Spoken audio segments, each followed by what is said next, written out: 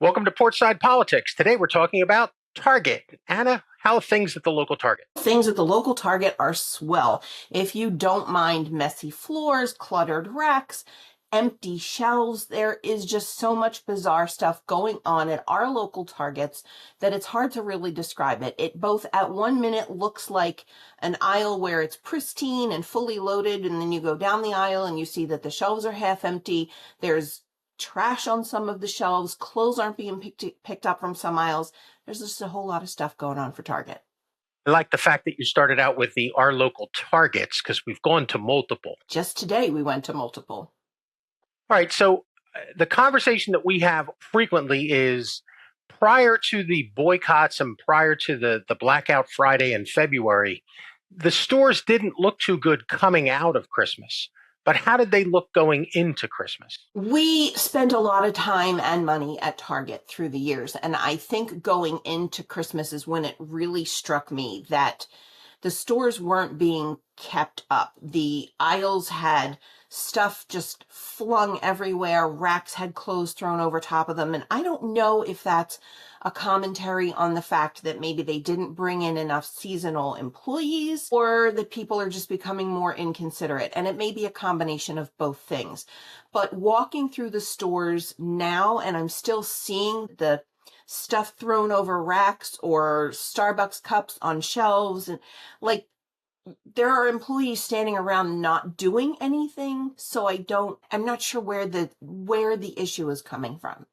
Well, one of the complaints that people brought up, and a lot of these complaints are coming from Target employees, is that Target put a lot of effort into, those locks on the deodorant and razor blades, and put a lot of effort into self-checkout as part of a drive towards people showing up at the curb.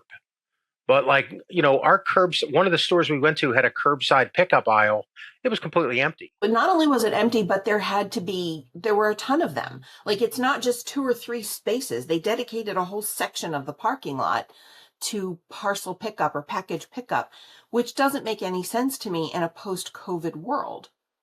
Well, that's a really good point, because after COVID, we had a moment where we sort of planted that flag and said, no more. No more Grubhub, no more deliveries, no more food. No more deliveries. Instacart, no more. Yeah, we stopped all of that. I mean, but isn't that the essence of Target shopping? Us putting everybody into the car, going to the movies, and then stopping at Target, picking up cards. Like right now, it's past Easter. So I'd be getting all the kids' Mother's Day cards and grandmother's cards for them to sign and send to their mom and to their grandparents.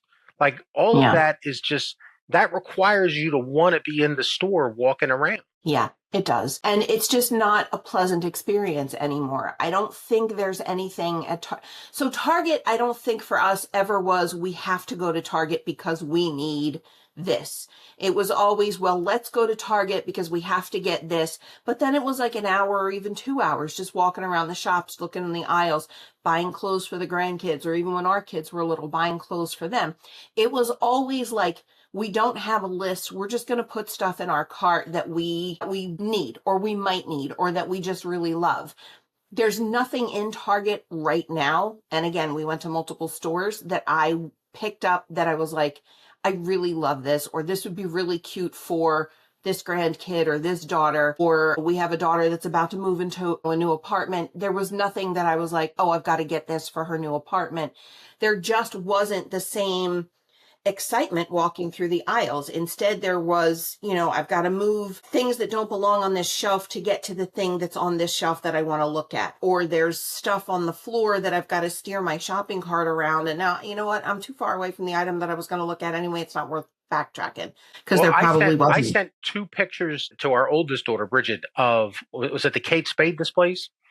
Those were right as you walked in the store. That was smack in your face, the front of Target. And in on one of them, I asked you, was that a broken shelf? And you were like, it's some cardboard display, just snapped off and left laying on the ground. Yeah, it's not the same experience that it used to be. And I don't want to compare Walmart to Target, but it always felt like shopping a little more upscale going to Target. And it doesn't have that same feeling. I mean, I've walked in the last couple of weeks through Walmart and not found it to be any less appealing than the last couple trips I've made into Target. So, just to explain to everybody, what is your handicap method of determining if the store is busy for Target and Walmart? So we live in a mature area, and one of my key indicators that Target is busy or not busy is how many handicap parking spots are open. And the last few times we've gone through the Target parking lot, there are a ton of them. I mean, we have gone to park on the side of the building because the parking lots have been so busy. But usually our local Targets, the handicap spots are the first to go. And if we've been able to drive past those handicap spots and find 2, 3, 4, even more open, that tells me that there's not a lot of people shopping at Target. So, the first Target that we went to today probably had the most busiest Target associate fixing the shelves that we've ever seen. Did we get that lady's name? We didn't because she didn't work there. Target was having a clearance sale on Easter stuff, 70 to 90% off. And she was literally going through trying to find stuff for herself because the shelves were so it was just pure chaos. And she was going through like reboxing the stuff, like all the Reese's eggs, she was putting them all back in the Reese's box. And, that she was just organizing everything while she was trying to find the stuff she wanted because she couldn't find the stuff she wanted due to the chaos on the shelves. Now, you can't really blame the clearance aisles for being disorganized because I don't think the clearance aisles tend to get a lot of love normally, but this probably was excessive. And she was literally helping other people in the aisle find the items that, like, some lady said, "Did you see Reese's eggs?" And she was like, "Yeah, I've got them over here." And she pulled the carton of Reese's eggs. She was reorganizing that entire section. Have you ever gone to Target, looked at an aisle, and said, "Hold my beer"? No, it's not my jam. They're not paying me to do it. I don't even want to do self checkout. They're not paying me. Let alone, sort and fix an aisle of the store. I No, not. honestly thought she worked there and it was some sort of you didn't have to wear your red vest day kind of thing going on until she was like, "I don't work here. They should be paying me." So I was very Yeah, no, surprised. it was not dollar dress down day at the Target. Those of you with kids in Catholic school Okay. will get that. Okay. The last Target store we went to was a mini Target. Okay. The Yes. 70% candy aisle there was a cart. That was at least organized. No, it was very organized. Everything was in its proper carton. All the Cadbury eggs were in a carton. All the Reese's eggs were in a carton. All of the plastic eggs that you could fill for next year were in a carton. But it was neat. It was organized, and it literally was just one cart. And that Target may not be a good representation of what's going on at Target because the shelves were stocked, but they don't have the same volume of merchandise that another Target has. Well, So when the also, other that Target is surrounded by like a dozen of those 20-story apartment buildings. So there's a lot of yes, people living right there at that Target. yeah, but like the one thing that you pointed out, which was kind of shocking to me, the big full Target store that we went to first, Target is having a sale on Kraft macaroni and cheese. It's $1 a box. The big store that we were in, where there usually are 4 shelves of Kraft macaroni and cheese, still had 4 shelves of Kraft macaroni and cheese, but it was one box in every slot. This smaller Target store, which may only have one shelf of macaroni and cheese, had one fully stocked shelf of macaroni and cheese. So I think going from the big full size supermarket, the whole thing Target, and then going to like the little neighborhood Target may not be a good comparison.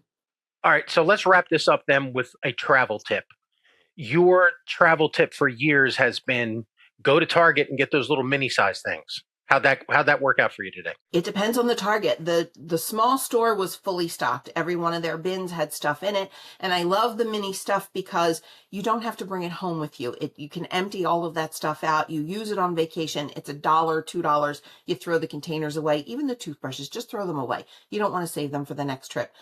The other Target store had literal rows of empty bins, like just nothing in the bins. And the bins that did have stuff in them weren't that full. Did you see anything that you would have turned to me and said, "Boycott be damned, my grandbabies need this"? Not a thing. That's Not a thing. that makes it sound like you didn't go to Target. I'm wondering where to go to find those things. Thank you so much for joining us here today on Portside Politics. We are so, so grateful for all of you that reach out with your comments and your questions. We love getting them, and we do read and respond to every single one. So keep that up. And don't forget to hit the subscribe button so that you will be looped in every time we post something new.